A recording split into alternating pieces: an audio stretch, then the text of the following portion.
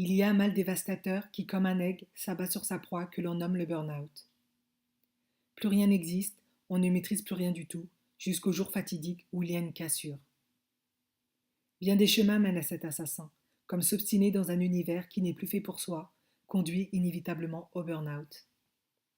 L'enfer physique, émotionnel, le corps dans un étau, stressé, écrasé, on ne parvient plus à respirer.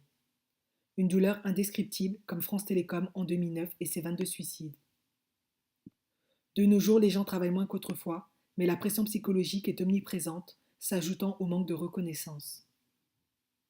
Après une longue carrière, tout devient noir, tout devient fade, c'est peut-être le début d'un burn-out. Une politique managériale incompréhensible, mais de nombreux esprits en crise. Les valeurs comme le respect, la simplicité, l'équilibre laissent place à l'effroi. Un changement radical débutant par la dévalorisation de la personne et ses croyances sont bouleversées. Des signes se font ressentir comme une immense fatigue, mais on refuse d'abandonner de peur de tout perdre. On sous-estime sa souffrance en se disant « ça va aller ».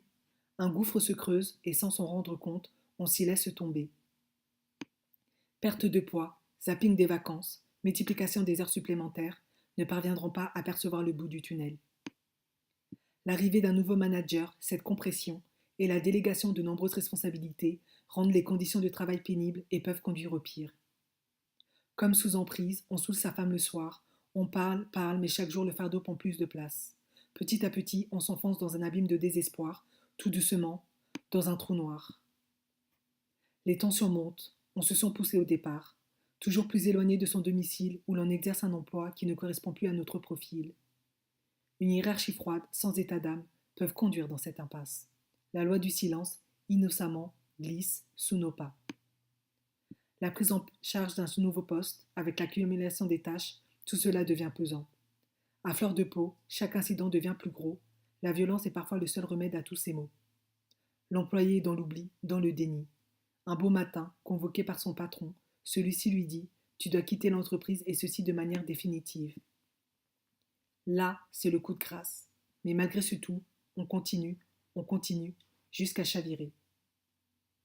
Tentative échouée, mise en invalidité, l'amour serait-il cathartique? Pour mieux se recentrer, briser cette escalade, toute cette absurdité. Mais où est donc passée notre humanité? Ces blessés de notre économie se sentent trahis, meurtris, mais les larmes n'y peuvent plus rien. L'humain est cassé, il faut le reconstruire, le rebooter. Trouver un havre de paix où l'on est face à son être pour mieux tout rebâtir. Mais ce sournois est insidieux et tout est une épreuve de tout. Consumée de l'intérieur car l'âme est aux abois, elle doit retrouver ses droits et combattre ce burn-out. On se referme à tout, même aux messages d'amour. Cette maladie qui dévore nos espoirs les plus profonds, on est vu comme un perdant dans un monde qui ne valorise que les plus performants. Incapable de dire stop et face à une société qui juge, on doit malgré tout remonter la pente. Et soudain, certaines questions refont surface. Qui suis-je? Où vais-je? Ou qui j'étais? Qu'est-ce que je veux et qu'est-ce que je ne veux plus? La négativité devient notre compagnon de route, c'est la colère, parfois la haine. Ce syndrome d'épuisement atteint aussi les plus optimistes, et notre entourage finit par en pâtir. Sourd à leurs appels, à leurs conseils, le catalogue de notre vie s'efface. Comment établir un dialogue avec le peu d'estime qu'il nous reste? Pour moi, l'amour de soi est la seule réponse. Écrire, partir, réfléchir, essayer de s'en sortir, dépendre de notre propre volonté et de ceux qui n'ont pas cessé de nous aimer. Cette maladie de notre siècle contre une société impitoyable, c'est David contre Goliath.